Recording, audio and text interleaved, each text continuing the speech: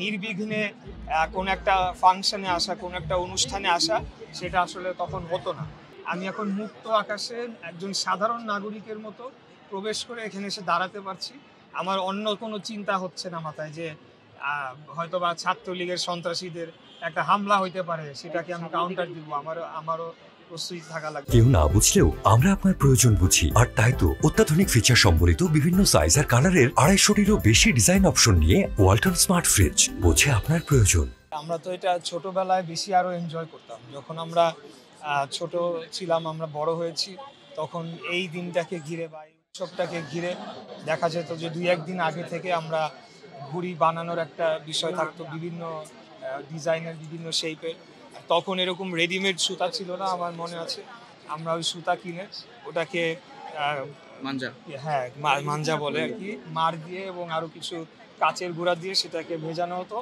এবং আমাদের বাসার যে উঠান ছিল, সেখানে আমরা এটাকে 2টা গাছের মাঝখানে আমরা বেঁধে রাখতাম, যাতে এটা 2 দিন লাগতো বা 1 দিন লাগতো শুকানোর জন্য।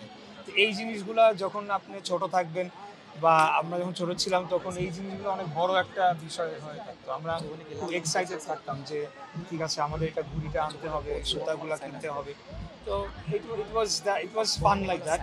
তো আজকে বহু বছর পরে আজকে হাতে ঘুড়ির এটা নিলাম, নাটাই হাতে নিলাম।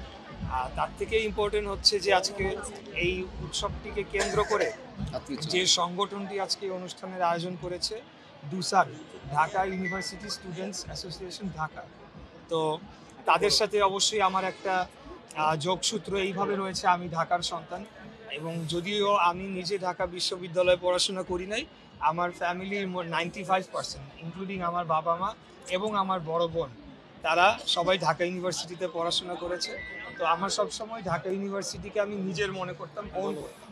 তো আপনারা জানেন যে গত 16টি বছর আমরা আসলে একটা আন্দোলনের মধ্যে ছিলাম, যুদ্ধের মধ্যে ছিলাম এক প্রকার।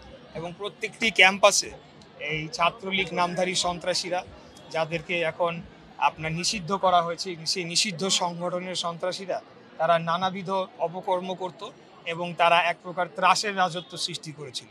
তো সেই সময় আমাদের জন্যে মানে নির্বিঘ্নে কোন একটা ফাংশনে আসা, কোন একটা অনুষ্ঠানে আসা, সেটা আসলে তখন হতো না। আমরা তখন আসতে হলে আমাদেরকে এক প্রকার যুদ্ধের প্রস্তুতি নিয়ে আসতে হতো, যে আমাদের উপর হামলা হবে, সেটা আর আমরা পাল্টা কি করব, ওইরকম একটা পরিস্থিতির মধ্যে দিয়ে আমরা গিয়েছি। তো এখন এইটাই সব থেকে ভালো লাগছে। সাকরাইন তো একটা জাস্ট অ্যান ওকেশন। ভালো লাগছে যে আমি ঢাকা ইউনিভার্সিটির ক্যাম্পাসে বহু বছর পরে, আগে তো আমি আসি নাই সেরকম, আমি এখন মুক্ত আকাশে একজন সাধারণ নাগরিকের মতো প্রবেশ করে এখানে এসে দাঁড়াতে পারছি। আমার অন্য কোনো চিন্তা হচ্ছে না মাথায় যে হয়তোবা ছাত্রলীগের সন্ত্রাসীদের একটা হামলা হইতে পারে, সেটাকে আমি কাউন্টার দিব। আমারও প্রস্তুতি থাকা লাগবে। এই ধরনের কোনো কিছু হচ্ছে না এখানে। ক্যাম্পাসটা তো আসলে সবার, শিক্ষাঙ্গনটা তো হওয়া উচিত এই ধরনের সন্ত্রাস মুক্ত, এবং কোনো ধরনের রাজনৈতিক যে সন্ত্রাস যেটা বিস্তার ঘটেছে বাংলাদেশের রাজনৈতিক কালচারে, এই সকল জিনিসকে পুরোপুরি আমাদেরকে মানে এটার থেকে মুক্ত করতে হবে শিক্ষাঙ্গনকে। এবং আসলে ঢাকা ইউনিভার্সিটি সহ অন্যান্য বিশ্ববিদ্যালয়, এখান থেকে যারা বের হয়ে আসে, তারাই তো বাংলাদেশকে নেতৃত্ব দেয়। তো তাদের যে কালচারটা শেখানো হবে, সেটা খুব গুরুত্বপূর্ণ বলে আমি মনে করি। এবং সার্বিকভাবে আমি ঢাকার একজন নাগরিক। আপনারা জানেন যে ঢাকা দক্ষিণ সিটি কর্পোরেশন থেকে আমি মেয়র পদে নির্বাচন করেছিলাম বিএনপির মনোনীত প্রার্থী হিসেবে। তখনও আমি এসেছিলাম আমার একদিন ক্যাম্পেইনে, তখন আমি ওখানকার তৎকালীন ভিসি যিনি ছিলেন, সবার সাথে কথা বলে গিয়েছিলাম। এরপরেই ফার্স্ট আমার এইভাবে আসা। তো সব মিলিয়ে আমি বলবো যে আই এম ফিলিং গুড।